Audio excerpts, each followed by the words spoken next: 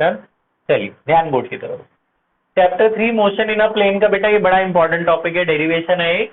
Resultant of two vectors inclined at an angle theta या resultant of to को initial vector. मान लो देखो एक ये पॉइंट है ए, यहां से एक वेक्टर निकला और यहां से भी दूसरा वेक्टर, दो वेक्टर यहां से, इन्हें को इनिशियल वेक्टर्स कहते हैं ना, जिसका ओरिजिन सेम जगह से होता है। ध्यान से सुनना, ये वेक्टर है ए वेक्टर और दूसरा जो वेक्टर निकला वो है बी वेक्टर, इनके बीच का कुछ एंगल है थीटा। तो आपसे बोलेंगे इन दोनों की नेट वैल्यू क्या होगी, रिजल्टेंट क्या होगा। रिजल्टेंट का मतलब टोटल, इन दोनों का टोटल क्या होगा। जैसे ट्रायंगल लॉ में तो हमें पता था कि भैया एक यहां से निकल रहा है और दूसरा यहां से शुरू हो रहा है, तो जो तीसरा होगा वो रिजल्टेंट होता था, इन दोनों के सम के बराबर होता था। अब इसमें दोनों एक ही जगह से निकल रहे हैं, तो इन दोनों का टोटल क्या होगा, इन दोनों का रिजल्टेंट क्या होगा, नेट इफेक्ट क्या होगा। तो मान लेते हैं ये होगा इन दोनों का टोटल, ये हम मान लेते हैं इन दोनों का रिजल्टेंट है। इसी की हमने वैल्यू निकालनी है, मैग्नीट्यूड निकालना है। आर की वैल्यू क्या होगी in terms of A B and theta.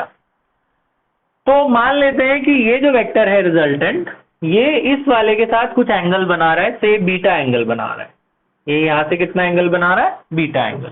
फिर हम क्या करेंगे, इसके पैरेलल यहां से लाइन खींचनी है, इसके बेस के पैरेलल यहां से लाइन खींचनी है, और इसके पैरेलल यहां से, इसके पैरेलल ये, इसके पैरेलल ये, तो ये पैरेललोग्राम बन गया बड़ा वाला। तो जो ABCD है वो आपका पैरेललोग्राम बन गया। फिर इसको थोड़ा एक्सटेंड करना है और यहां से परपेंडिकुलर डालना है, इसका नाम E दे देना है।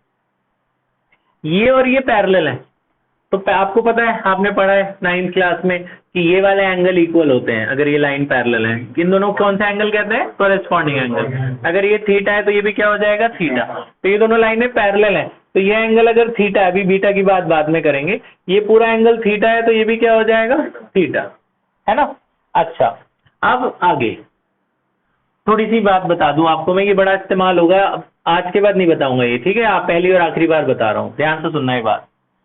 आपको अगर हाइपोटेन्यूज ये पता है, हाइपोटेन्यूज, मान लो मुझे हाइपोटेन्यूज की वैल्यू पता है और ये वाला एंगल पता है, बाकी दोनों साइड्स नहीं पता, राइट एंगल ट्रायंगल है ये एंगल पता है थीटा, तो अब से आदत डाल लो।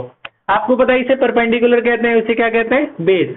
ये दोनों नहीं पता है, परपेंडिकुलर निकालना है और बेस निकालना है। तो आपको ये हाइपोटेन्यूज पता है, मान लो ये 5 या 6 जो भी पता है, तो परपेंडिकुलर अपॉन हाइपोटेन्यूज क्या होता है, साइन थीटा।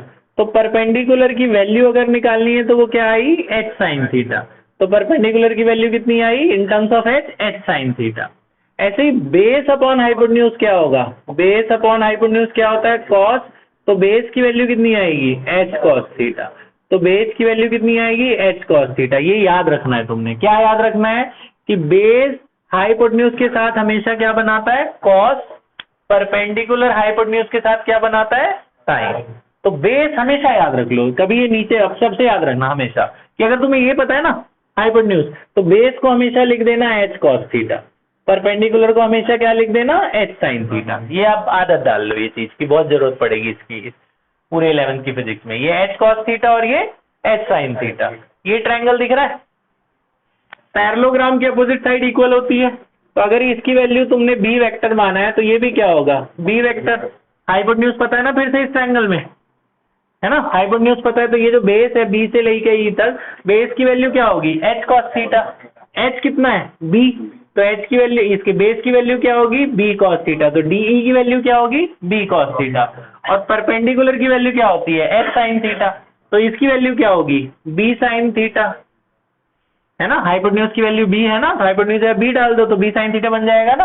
तो इसकी वैल्यू होगी बी कॉस थीटा और इसकी वैल्यू क्या होगी, बी साइन थीटा। ये बात समझ में आई, एक हो गया आपका बी कॉस थीटा और दूसरा क्या हो गया, बी साइन थीटा। अच्छा, अब बड़ा वाला ट्रायंगल लेंगे, उसमें पाइथागोरस लगा देंगे, बड़े वाले ट्रायंगल में पाइथागोरस लगाएंगे।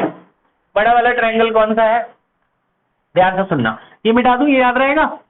तो हमेशा याद रखना बेटा कि बेस हमेशा इसके साथ कॉस बनाता है, परपेंडिकुलर इसके साथ साइन बनाता है। तो बेस की वैल्यू बी कॉस थीटा और परपेंडिकुलर की वैल्यू बी साइन थीटा, ये याद डाल लो। अब बड़ा वाला ट्रायंगल लो, कौन सा, ACE, इसमें पाइथागोरस लगाओ। बड़ा वाला ट्रायंगल दिख रहा है ना, राइट एंगल ट्रायंगल है, पाइथागोरस सबको पता है। हाइपोटेन्यूज कौन है, AC। हाइपोटेन्यूज का स्क्वायर किसके बराबर होता है, perpendicular square plus base square, CE square plus AE square.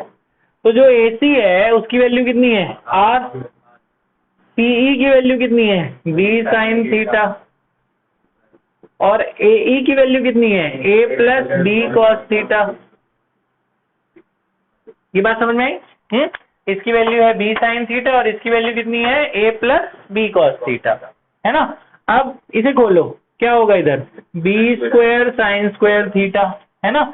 इसमें A plus B whole square लगेगा, A plus B whole square पता है सबको, A plus B whole square A square plus B square plus 2AB, है ना।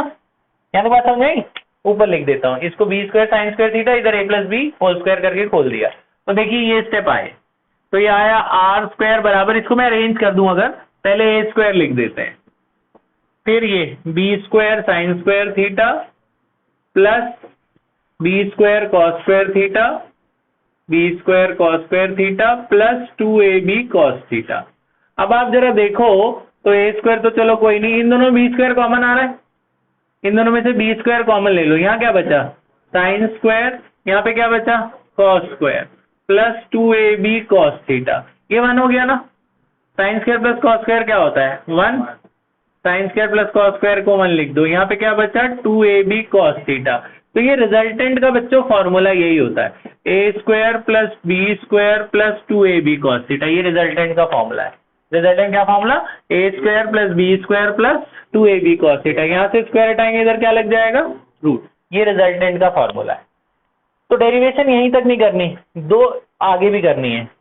अगर आपको resultant की डेरिवेशन आती है पेपर में तो बच्चे यहीं करके छोड़ देते हैं ना। वेक्टर क्या होता है, vector is a quantity which have magnitude as well as direction. तो ये आपने सिर्फ अभी रिजल्टेंट का मैग्नीट्यूड निकाला है, अब रिजल्टेंट की डायरेक्शन भी दिखानी होगी डेरिवेशन में। ऐसे ही न्यूमेरिकल में भी अगर रिजल्टेंट पूछते हैं तो ये भी निकालना है, और जो मैं आगे बोल रहा हूँ वो भी, डायरेक्शन ऑफ रिजल्टेंट भी निकालना होता है। तो हमने माना था कि जो रिजल्टेंट है वो नीचे वाले के साथ कितना एंगल बना रहा है बीटा, तो ये वाला बीटा भी निकाल के दिखाना होता है, तो वो निकल जाता है। इसी ट्रायंगल को लो, कौन सा ट्रायंगल बड़ा वाला ACE को लो, ये बड़ा ट्रायंगल दिख रहा है आपको, पता है परपेंडिकुलर अपॉन बेस क्या होता है tan थीटा, इसमें इस वाले एंगल में थीटा कौन है बीटा, तो परपेंडिकुलर बाई बेस क्या होगा tan बीटा। तो ये परपेंडिकुलर है, परपेंडिकुलर की वैल्यू कितनी है, ये कितनी b sin थीटा, है ना। तो परपेंडिकुलर को मैं लिख देता हूं CE, परपेंडिकुलर और बेस की वैल्यू कितनी है AE, परपेंडिकुलर बाई बेस। तो CE की वैल्यू कितनी है b sin थीटा, और ये पूरे की वैल्यू कितनी है A plus B cos theta, A plus B cos theta. तो यहाँ पे क्या बचा tan बीटा, तो ये डायरेक्शन की वैल्यू आ गई। तो डायरेक्शन में ऐसे ही tan बीटा निकाल के छोड़ देना है। न्यूमेरिकल में कैसे करेंगे मैं आपको बताऊंगा। तो क्या करना है, पैरेललोग्राम बनाना है, इसको एक्सटेंड करना है और यहाँ परपेंडिकुलर डालना है, ये और ये इक्वल होंगे, ये b है तो इसे भी क्या लिख देना है b, इसकी वैल्यू कितनी होगी, इसके साथ cos बनाएगा और ये इसके साथ sin बनाएगा। बड़ा वाला ट्रायंगल लेना और उसमें पाइथागोरस लगा देना, hypotenuse square equal to perpendicular square plus base square, इसे खोल देना है, रिजल्टेंट आ जाएगा। फिर वो बड़े वाले ट्रायंगल से perpendicular by base equal to tan beta से डायरेक्शन आ जाता है। इसमें बीटा निकालना होता है, वो मैं बताऊंगा आपको न्यूमेरिकल में कैसे निकालना है। डेरिवेशन में यहीं तक करके छोड़ना होता है आपको। कर लो यहाँ तक, पॉज कर।